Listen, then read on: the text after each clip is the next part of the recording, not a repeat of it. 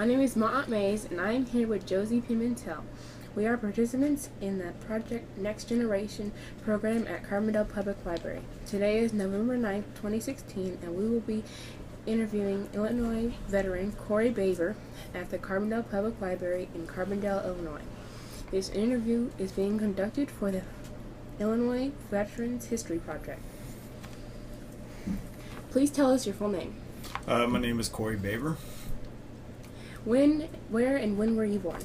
Well, I was born in Houston, Texas, March 17, 1984. Tell us a little about your parents. Well, I was raised by my mom and dad. My mom goes by the first name Kathy. She grew up in Louisiana, and my dad grew up in Ohio, Canton, Ohio. A little bit about them. My mom is now retired. My dad's retired too, but my dad was a truck driver for many years, for quite a few years. My mom was a Harris County appraisal for the county down in Houston, Texas. So we got to witness them do some pretty cool stuff. What were their? Do you have any siblings?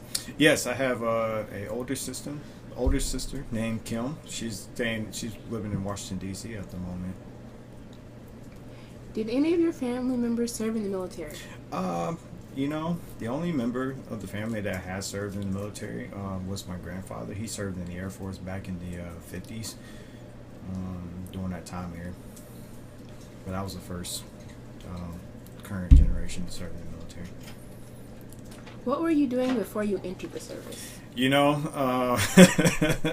Well, I was in college at the time, but I was also working full-time for a contractor for Southwest Airlines, checking boarding passes and IDs at the security line. So, and that was like a little bit after 9/11. So, got to witness that kind of change. Why did you decide to enlist? Well, in 2005, I got to a point where I was a young guy at the time, and I was looking for direction in my life. I really felt my life wasn't going anywhere. I felt like a hamster running in a wheel. I felt I wasn't moving forward in my life. I was going to school. I was making minimum grades, C's and D's and B's. And I felt my job wasn't giving me an opportunity to go anywhere. It was a dead-end job for me, I felt. In which branch of the military did you serve? I served in the United States Navy, and I served 9 years. Why did you choose that specific branch of the military? Funny story about that. Me and my mom, we went downtown to the recruiting office. I originally wanted to join the Air Force. I was sold on that because I'm a big aviation guy. But when I showed up downtown Houston to the recruiting office, the Air Force recruiting office was closed. So we went to the Coast Guard office and we talked to them, and I was quite intrigued. But then I went to the Navy recruiting office, and those gentlemen, they explained to me what the opportunities the Navy had, from being able to travel around the world, education opportunities, the different jobs interested me at the time. They showed me a lot of different jobs that the Navy offered, and at the time I was like, okay, this is a really good option. Where did you go through basic training? Well, I was in basic training in Chicago, the Great Lakes training facility up there. That was back in the summer 2005. It was nice and warm, not cold, thank goodness. So. What do you recall of basic training in those first days of service? Woo! I tell you what, that was a woke up culture shock to that. The moment I stepped off that bus, it really felt that. The first day I stepped off the bus, I really felt that, I didn't know what I was getting myself into. I really didn't know, but I really just, my mentality was just take it one day at a time, and I would say it was really difficult initially, getting yelled at, having to send your stuff, that you came on your backpack with home, and getting all the gear the Navy's hand you. It was definitely a transition, and something that it took time to get used to. You said before it was hot. Did like the weather affect like you in any way during basic training? Well, yeah, because at the time, the military, the Navy was in the process of building new barracks buildings with air conditioning. They had 4 older buildings without it, and I was actually one of the divisions that were in that older building without the AC. So at night, when we had to go to bed, when it's humid outside, I literally had to go to bed, just no blankets, and I'll be sweating in my sleep and waking up in that. That wasn't a good feeling. So, do you recall your instructors? do I what? Do you recall your instructors? I recall only one of them. The reason why I recall one of them is because every time our division was in trouble, they made us PT, do workouts like random times of the day.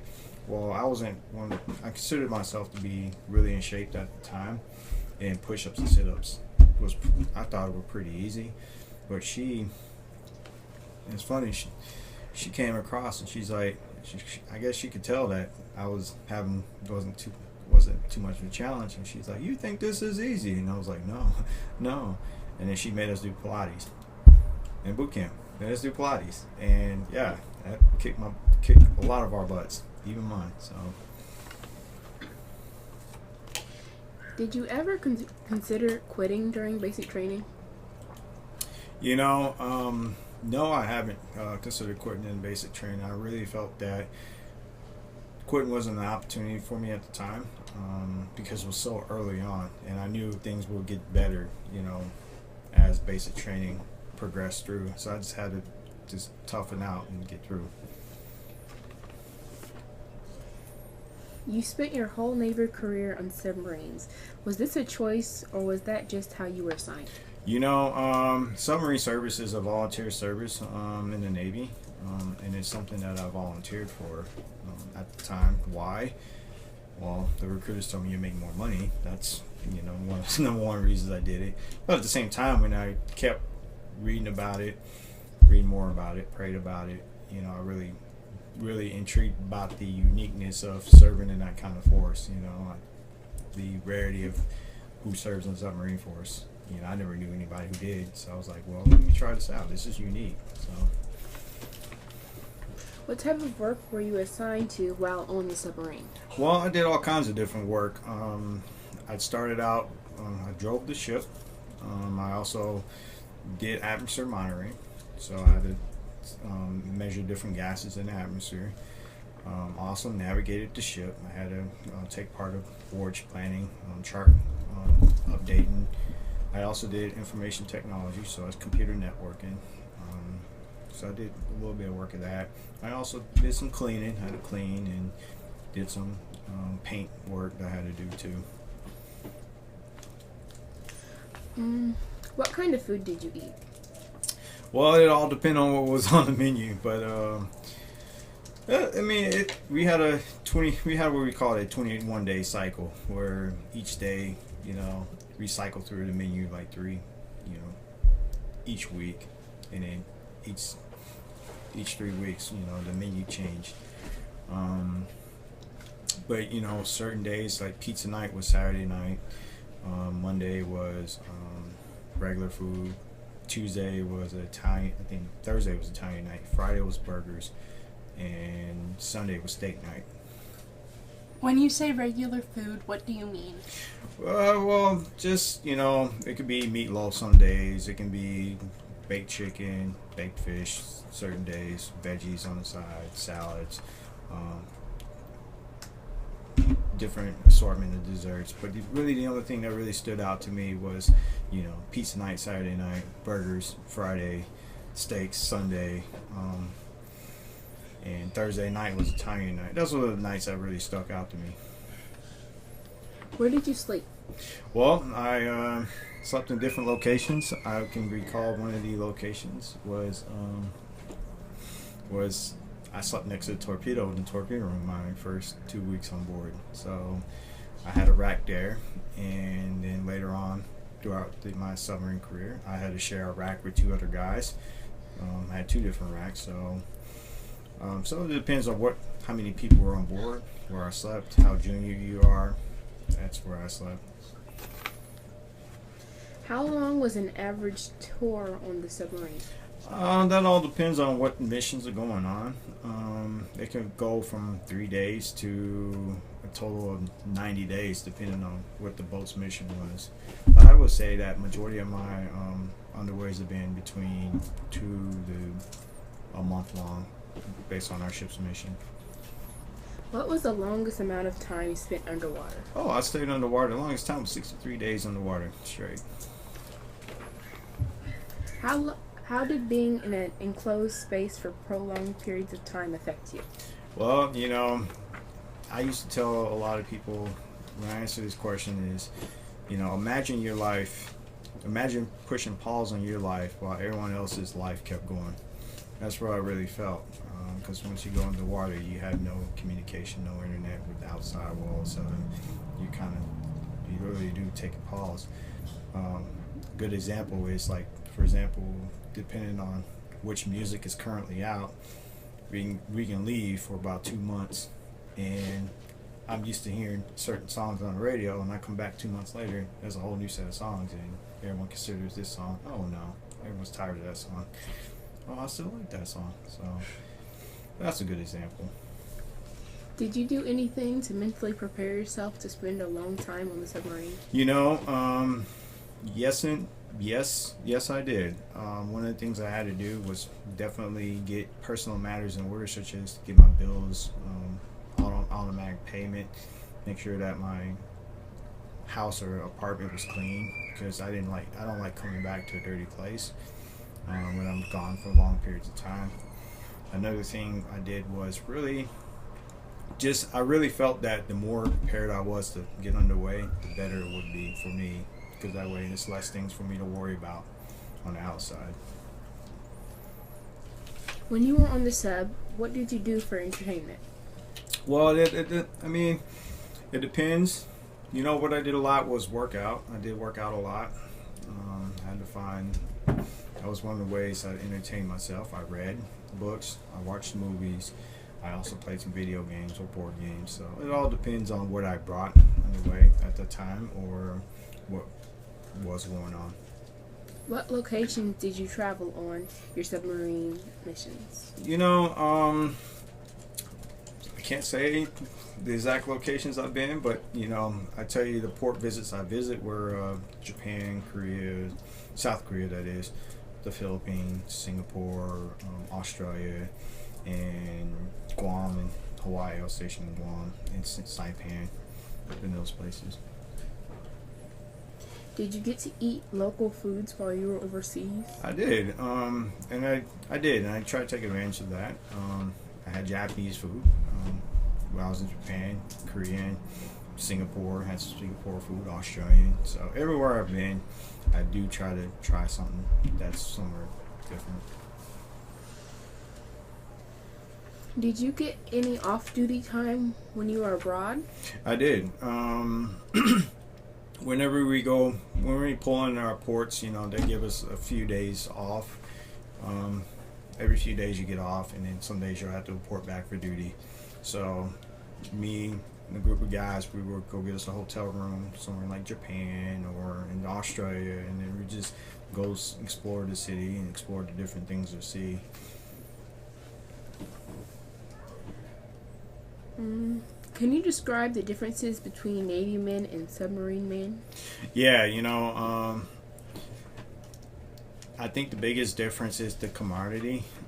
We're submariners, we tend to be a lot more close-knit versus the rest of the Navy. And you'll notice that with a lot of smaller communities. It's because the fact that we are unique individuals. Not anyone can come on and do our job. It's tough work, and we recognize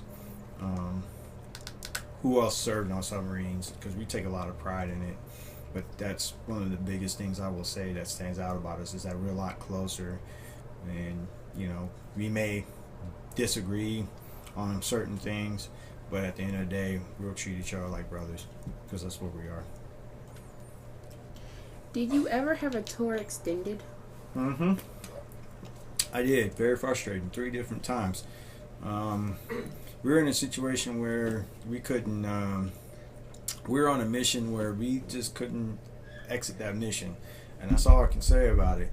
But we each week the day comes where okay, we're getting ready to leave, we get the message last minute, oh hey, you guys need to stay out and keep an eye on this.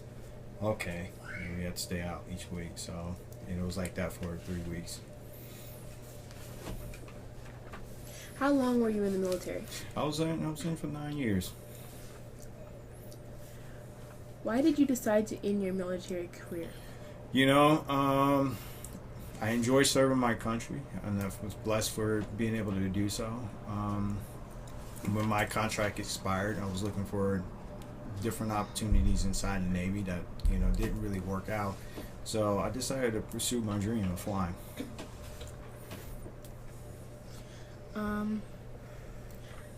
What did you do after you were discharged?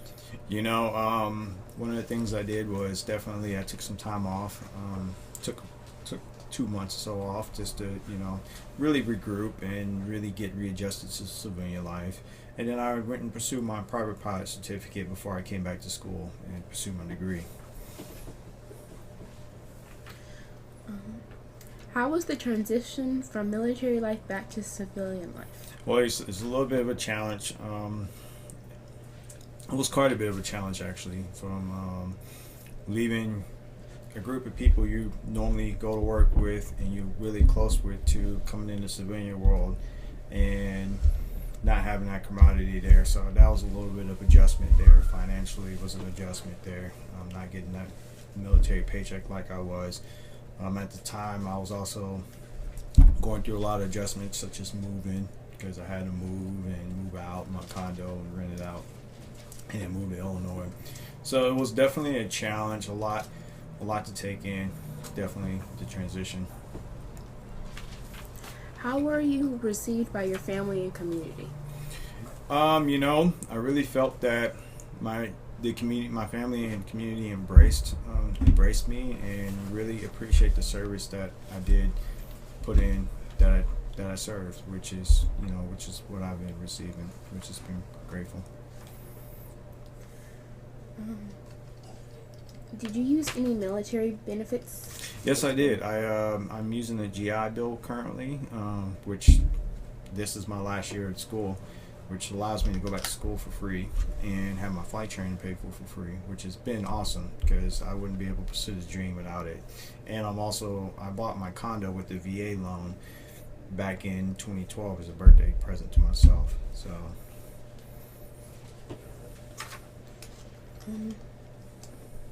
Have you remained in contact with or reunited with fellow veterans? I haven't reunited with my fellow veterans yet, submarine veterans, but I have been in contact with quite a few guys. That's only because I live in Illinois. A lot of guys live on the coast or up in New York that I know. Are you a member of any veterans organizations? I am not a member of any veterans organization as of yet, but I'm planning on joining sub-vets at some point down the road. How have military experiences affected your life? I'm really grateful for the experience I got to have in the military. I got to see a lot of the world and its experience that outside of our nation, and it really puts things in perspective of how blessed we really are as American citizens. And on top of that, it's also helped me mature a lot. I had to grow up a lot quicker in the military because I had to take care of myself and take care of my younger crewmates, and I was placed in a leadership position at a young age. So now that translated well, because now I'm in school, I'm able to provide mentors. I'm able to mentor other younger folk generation about how to conduct themselves professionally and as a person, and how to approach their schoolwork in a successful manner and still be able to enjoy life on the outside.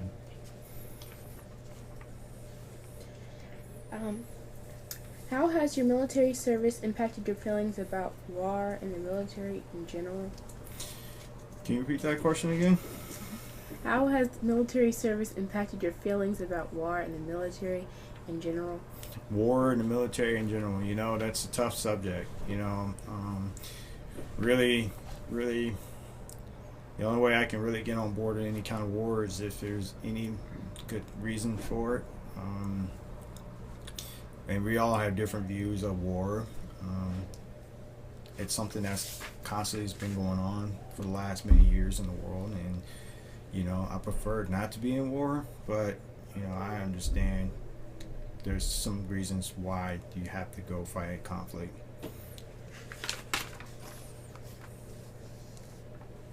What is the most positive thing you took away from your experience in the service? What's the most what? Positive thing. The most positive thing I took away from my experience is just that, the experiences that I got to have in the military, that, I got to have experiences that many people don't get to have, that don't get the opportunity to even dream of having. So that I'm grateful for, because those experiences made me who I am as a person.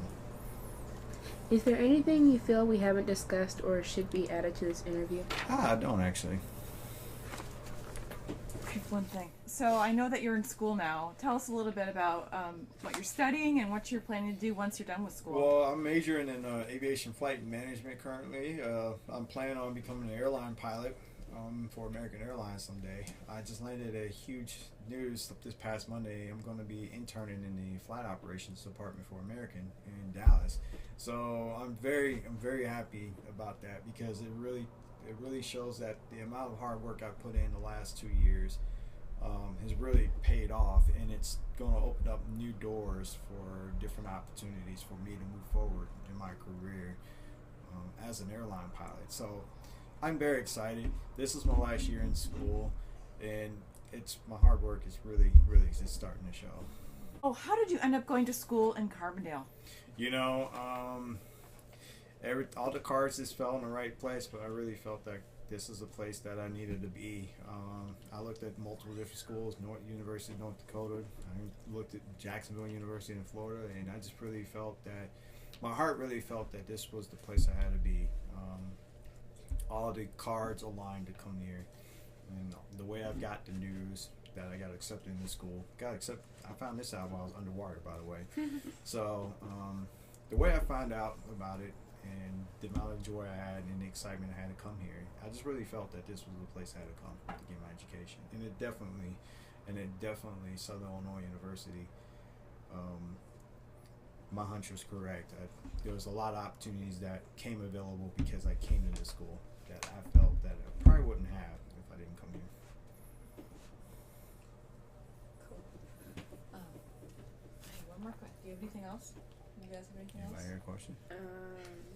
Oh, you got a good story you could tell about something funny, or just a good story you want to share about your military experience. Oh yeah, let me see. I got some good stories. Trying to see some good stories. Got a lot of stories. I'm trying to see the best story I have. Man, I think some of the coolest stories I have were our swim calls. The swim calls where we surface in the middle of the ocean, and the guys go swimming in the middle of the ocean off the side of the ship. So, and I get to, sometimes I took part in the swim call, sometimes I just went topside as an opportunity to just get some sunlight, and I get to go watch the guys try to jump off the side of the boat, and they'll end up slipping and hitting themselves and sliding off the side of the boat. So, but yeah, I got to, witness some goofy stuff like that, but we got to do some cool and unique things like that, which I thought was a lot of fun. Great. Thank you. You're welcome. That was